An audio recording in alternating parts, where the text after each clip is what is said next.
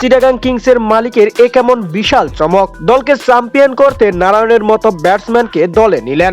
দর্শক, এবার ফাইনাল নিশ্চিত করতে এ কেমন বিশাল চমক দিলেন চিটাগাং কিংসের মালিক। হ্যাঁ দর্শক, বিস্তারিত থাকছে ভিডিওর বাকি অংশে। খুলনার বিপক্ষে অবিশ্বাস্যভাবে ম্যাচ জিতে এবার নতুন করে চমক দেখালেন চিটাগাং কিংসের মালিক। দলকে চ্যাম্পিয়ন করতে এবার সুনীল নারায়ণের মতো ব্যাটার ও বোলারকে তার দলে ভিড়ালেন। তার লক্ষ্য যেভাবেই হোক বরিশালকে হারিয়ে চ্যাম্পিয়ন হওয়া। এই আশা নিয়ে তিনি নারায়ণ সহ নানা বিদেশি খেলোয়াড় নিয়ে দলকে ভরিয়ে ফেলেছেন। এখানে আজ এক ভিডিওতে দেখা যাচ্ছে চট্টগ্রামের হয়ে সুনীল নারিন আজ 19 রানে নেমেছে এবং এই বিষয়টি আরো ক্লিয়ার করে দেন চট্টগ্রাম কিংসের মালিক। তিনি জানান তারা কষ্ট করেই ফাইনালে উঠেছে, অতএব তারা পারবে ফাইনাল জিতে ট্রফি নিয়ে যেতে।